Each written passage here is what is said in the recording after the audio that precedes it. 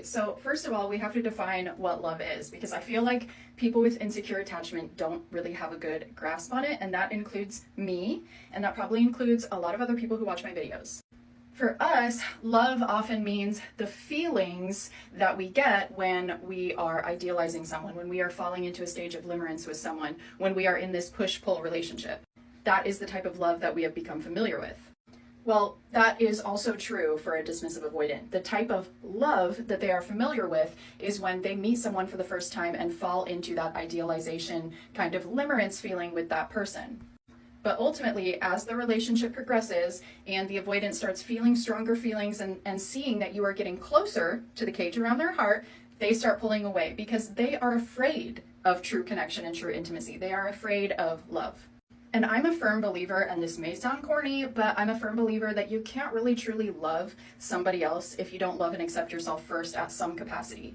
So for anxious people tend to have this underlying belief that they are unworthy, undeserving of love. Therefore, they have to earn it, right? They have to be perfect and be hypervigilant in relationships to earn it.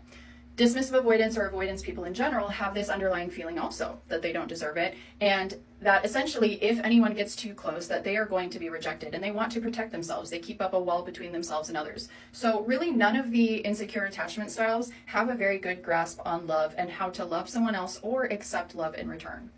So let's take love out of the equation. Let's just talk about, do they have feelings for you? Well, yeah.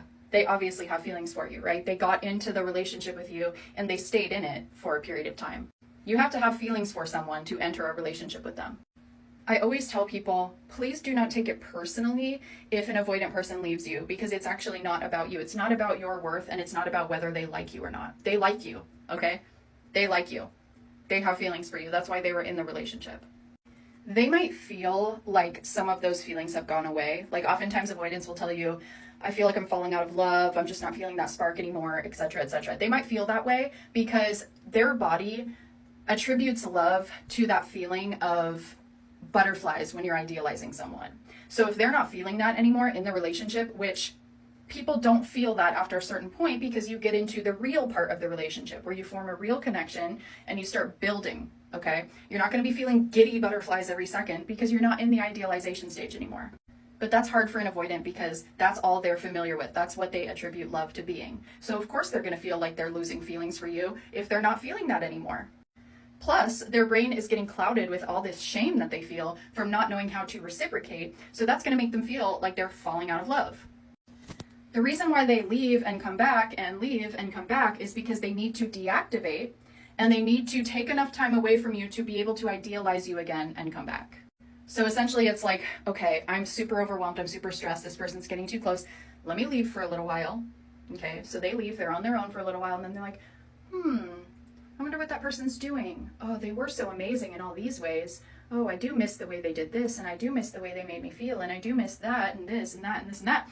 So then they come back, right? And they have that initial honeymoon stage again with you, but what happens? That goes away.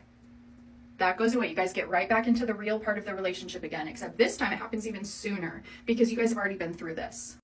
So then they're like, oh, fuck, this person's getting close again. I gotta leave. This will repeat probably as many times as you let it, depending on certain situations. Other avoidants will just leave and never come back. Other avoidants might try to keep you around as a friend or a friend with benefits. None of that has anything to do with true love, because true love is making the choice to stand by someone through good times and bad. And I really do feel like in order to have a true loving connection with someone, you have to be somewhat securely attached. You have to be able to, love yourself in some capacity before you can offer that to someone else, before you can say, I'm making the choice every day to stand by you.